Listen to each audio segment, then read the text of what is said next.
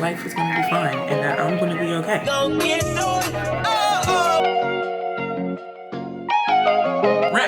Rent be due, and rent was not getting paid. I could put you on. Girl, you know that I could put you on. Hey guys. Hey y'all, it's directly 12 o'clock on the dot. Sunday, November 9th. Today is just like a regular Sunday with me.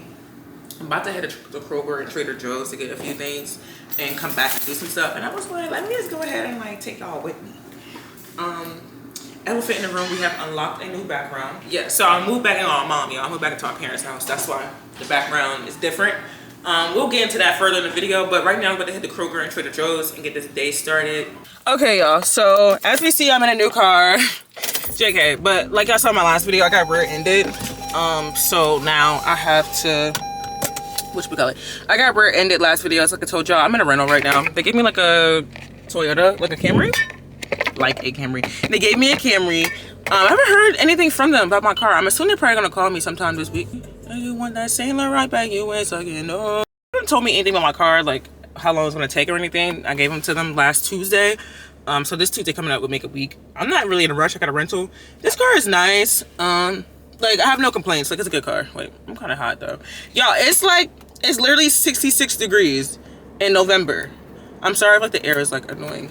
Yeah, it's literally 66 degrees in November. It's gonna be 40 tomorrow. Like the way people don't understand, like Georgia or Atlanta weather is just like so night and day.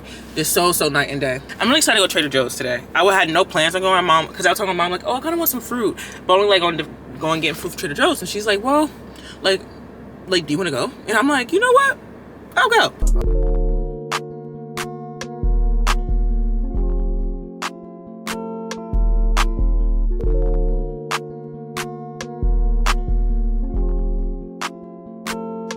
I'm telling y'all, these are like the best chips ever made. Like when I go, make sure they got these.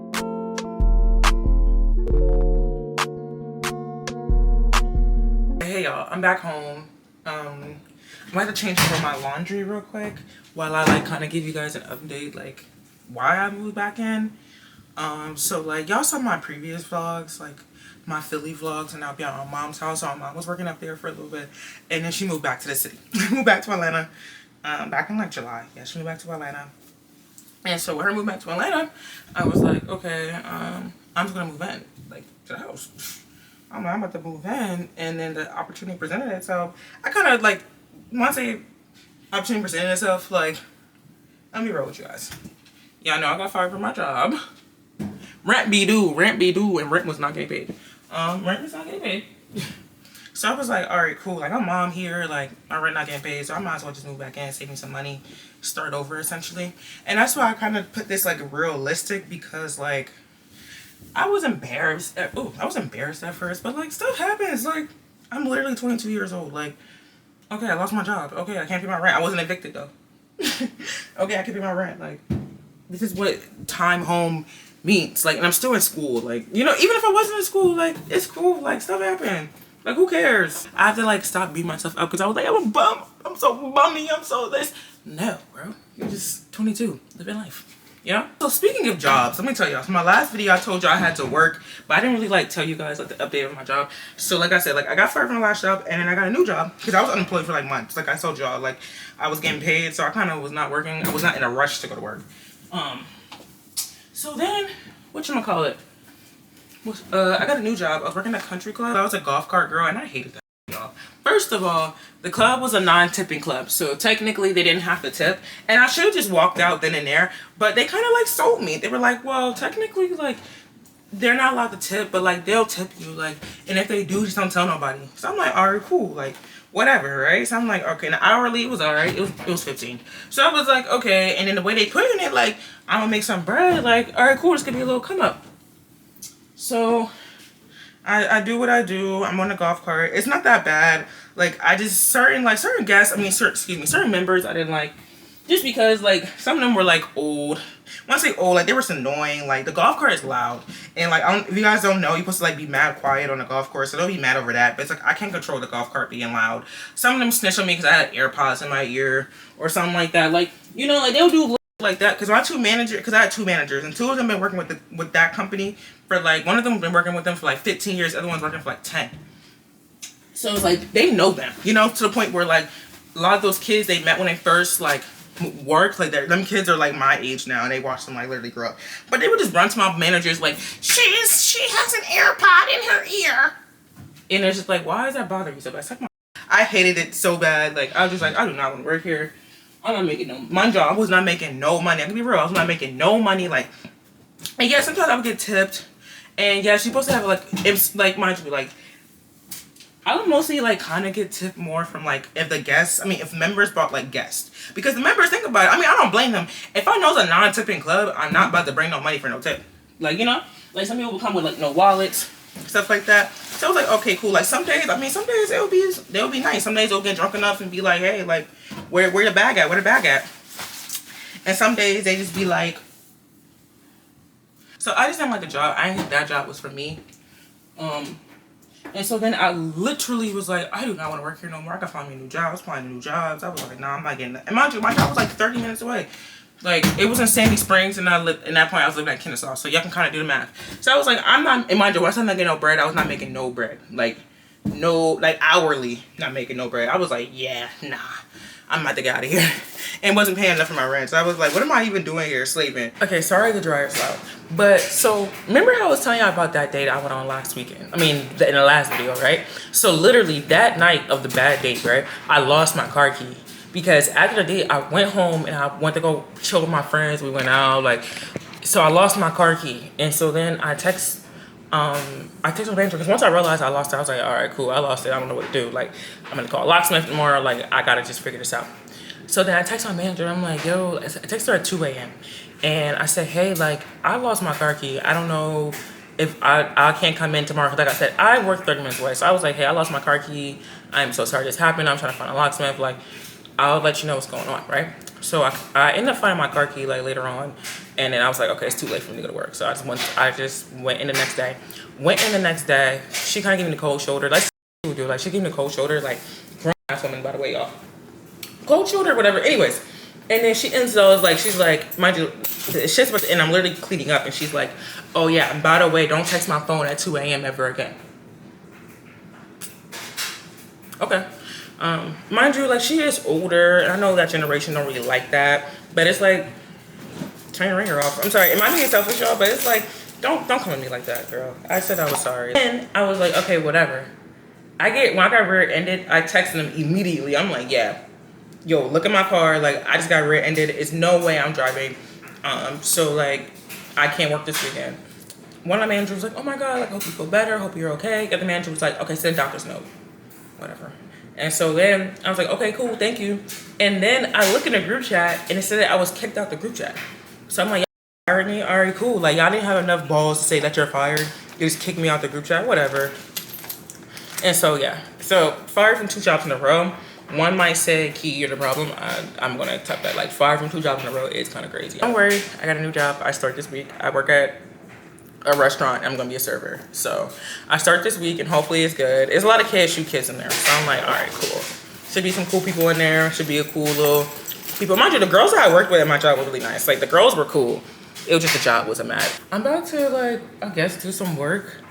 I don't know, I'm gonna do more. I have actually a long to-do list. I'm gonna do that to-do list. And then, like, probably in the middle of that, I'm probably gonna take a walk because I'm like, I kinda need a walk. Because whatever. I just don't feel like taking a walk right now.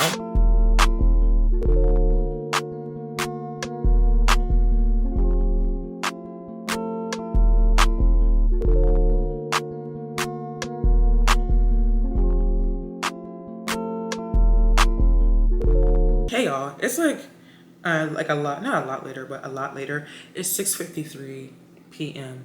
And y'all saw, last time I saw I was in the gym.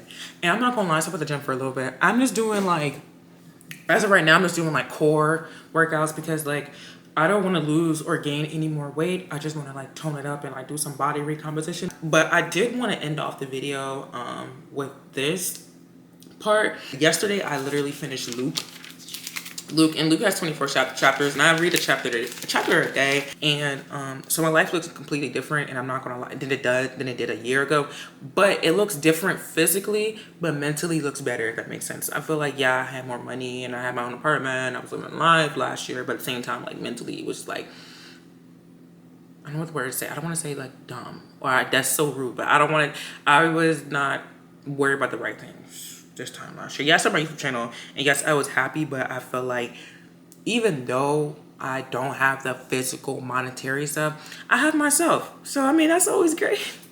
Like I don't read in like, what's the word I'm looking for? I don't read in order. I don't have a special thing. I literally, after I'm done reading a book, I'm like, all right, cool. Let me know what book to read next, God. And then sometimes it'll come up on a YouTube, it will come up on a TikTok, or like I'll just like magically like have this pull to read something. But I don't really like, I just randomly pick. When I say randomly pick, I just let God guide me where I should read next. So I do want to talk about some major points in Luke and how wait, I'm kind of jumping. But my point is with Luke, it was like, when I tell you, that's why I said like asking God. I forgot how I got into Luke. I think I just had the magic little urge this time. Or maybe I saw it somewhere. And I was like, okay, I'm just going to read this one. But Luke really fits in my life right now because a lot of the main things, hold on, I kind of wrote this down too.